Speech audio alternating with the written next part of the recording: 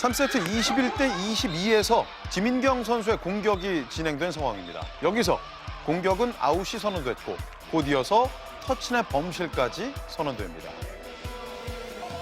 선수들이 항의를 하자 이에 현대건설 이도희 감독은 터치넷에 관련해 비디오 판독을 신청하죠. 네터치에 대한 비디오 판독을 요청하였습니다. 노터치로 판독이 되자 이번엔 이영택 감독이 항의합니다. 아닌 것으로 판독되었습니다. 지금 우리가 범실이에요? 아니면 리플레이예요? 그거를 정해주세요. 우리가 실점이면 나 인아웃 하겠다니까. 판독관과 부심의 얘기를 들어보시죠. 때린 볼이 1이냐, 인이라고. 네타치를 물었잖아. 그치? 그 네타치가 지금 아니잖아. 그럼 어떻게 해야 돼? 분명 처리해야지. 그 인이라고. 그러니까 아까 판독을 네가 안 받았어야 했다는 거야. 그렇게 됐으면. 인으로 봤으면. 근데 아웃으로 봤기 때문에 네가 본 거고. 리플레이 인이야.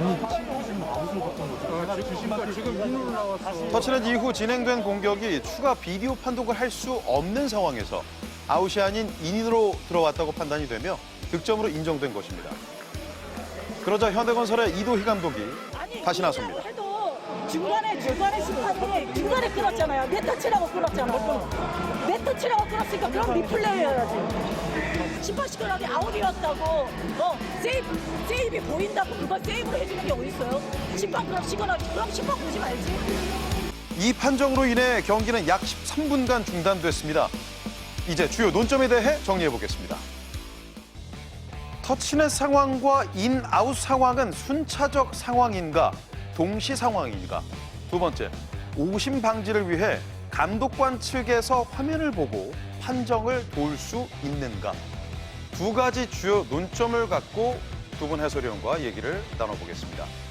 다름 아닌 최근 경기 12월 12일 대전 충무체육관에서 펼쳐진 KGC 인삼공사와 현대건설의 팀 간 3차전 경기 3세트였습니다. 굉장히 중요한 상황이었고 2세트 이 판정 하나로 인해서 전체적인 경기의 승패가 나뉠 수도 있는 나름의 변곡점으로도 볼 수 있기 때문에 아주 중요한 상황에서 나온 이 내용을 짚어보도록 하겠습니다. 양팀 감독의 입장은 모두 이해가 되는 상황입니다. 그런데 먼저 현대건설의 이도희 감독의 입장을 좀 들어보면 이정철 해설위원 어떤 해석이 가능할까요? 뭐 당연히 현대건설 이도희 감독이 어필할 수 있는 부분이라고 생각을 하고요. 네. KGC 인삼공사에서 이영택 감독이 그러면은 우리는 추가 판독을 하겠다. 인아웃에 대한. 예. 근데 그 상황은 네타치에 관련된 부분은 추가 판독 사항이 아닙니다. 네. 그러고 지금 화면에도 나왔듯이 판독 발표를 한 이후에 감독관석에서 부심한테 지시를 했단 말이에요. 예. 인이라는 그 지시를 해서 주심한테 갔는데 이 부분은 만약에 이제 그 스페셜 케이스라고 네. 어떻게 보면 추적을 해서 다시 끄집어내는 건데 예. 그 부분을 적용을 하려면은 좀 일찍 했어야죠. 발표를 한 다음에 한다는 거는 조금 맞지 않고 그래서 이도희 감독 입장에서는 그 상황에서는 리플레이를 가는 게 저의 견해도 예. 맞습니다. 물론 판정을 내리기에 앞서서 주심과 부심이 서로 보는 시야가 다를 수도 있을 테고. 자, 그렇다면 KGC 인삼공사 이영택 감독 측의 입장은 좀 어떨까요, 이성규 의원? 네, 일단 이날 이 상황을 보면은 상당히 많이 꼬였어요. 네. 네, 이것저것 많이 꼬이면서 좀 문제가 발생이 됐는데 이영택 감독도 당연히 어필을 할 수 있는 거예요. 왜냐하면 터치넷 그 판독이 들어왔을 때 예. 화면이 나가면서 인인 걸 알았거든요. 이영택 감독은. 네. 그러니까 인이냐 아웃이냐 이거를 놓고 추가 판독을 요청을 한다고 한 이영택 감독인데 지금 추가 판독 두 가지 사항이 있지만 터치넷을 한 후에 인이냐 아웃이냐 이거는 추가 판독 대상이 아닙니다. 그렇죠. 그렇기 때문에 이거를 심판 감독관도 알고 그 추가 판독을 받을 수 없으니까 예.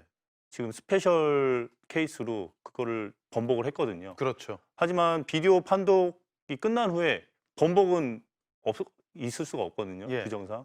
하지만 그것도 꼬였고 또 이영택 감독으로서는 분명히 인아웃을 판독을 한다고 얘기를 했는데 그게 또 안 되면 또 이영택 감독도 억울하니까 또 이렇게 되면서 좀 스페셜 케이스를 조금 빨리 좀 적용을 했으면 좀 이런 상황이 조금 더 좋게 끝나지 않았을까 그런 생각이 들어요. 그렇군요. 결국 이날 경기에서 이 상황에 대해서 정리 자체는 리플레이가 아닌 득실점으로 마무리가 되면서 스코어가 23대 21로 진행이 되게 됐는데요.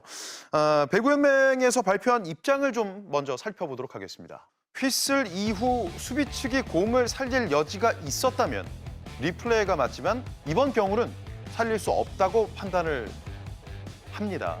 판정 과정이 매끄럽지 못했던 부분은 맞지만 리플레이를 하지 않은 것이 규정상의 오심은 아니다라고 후보 측에서는 입장을 밝히기도 했습니다.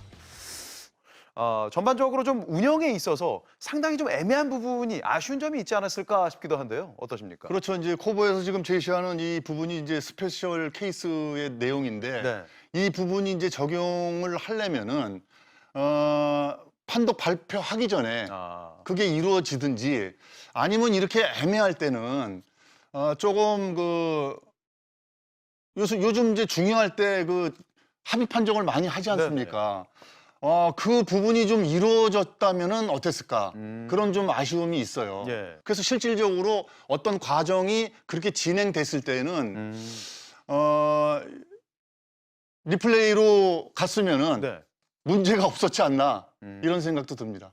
결국 이정철 의원 말씀은 어떤 결과를 빠르게 좀 도출하기에 앞서서 약간의 애매한 상황이 논란의 소지가 있을 것이다라고 판단을 했다면 합의 판정으로 먼저 유도를 하는 것은 어땠을까? 그렇죠. 그런데 이제 그런 부분이 어떻게 보면 이렇게 꼬이고 저렇게 꼬이는 바람에 예. 이런 문제가 생긴 것 같습니다. 이성규 의원, 아무래도 FIVB의 규정과 또 우리 V리그에서 적용하는 규정 맥락은 같지만 우리의 로컬 룰이라는 것으로 인해서 지금 차이점이 약간씩은 있잖아요. 네, 그렇죠. 뭐 비디오 판독이 도입이 된 계기도 네. 정확한 판정을 위해서잖아요. 지금 두 가지 추가 판독 사항이 있는데 이 추가 판독 사항에 터치 아웃이 인아웃을 다시 볼 수 있고 네, 또 아웃일 경우에 터치아웃을 볼 수 있는 추가 판독 두 가지 사례가 있어요. 그렇습니다. 하지만 거기에 이런 터치넷 또 동시 상황이잖아요. 그러니까 그 추가 판독 사항에 이런 터치넷 상황도 하나 더 추가를 한다면 예, 이런 논란의 여지가 조금 줄어드는 계기가 되지 않을까 생각이 듭니다. 그렇군요. 조금만 더 이정철 해설위원께 좀 여쭤보고 싶은 것은 지민경 선수의 공격 상황이었고 그때 B코트의 현대건설의 1번 자리 쪽에 수비자가 있고 없고의 차이점이 또 이 사례에서는 발생할 수 있을까요? 그렇죠. 수비수가 아예 없을 때 하고 누가 봐도 이 볼은 끊어진다 네. 하고 또 랠리를 만들 수 있는 그런 소지가 있는 볼하고는 완전히 다르거든요. 예. 이제 그런 부분인데 이제 실질적으로 그날의 그 상황은 수비수는 없었어요. 수비수는 없었기 때문에 이제 스페셜 케이스를 적용을 하려면은 발표하기 전에 해야 맞다는 얘기죠. 예.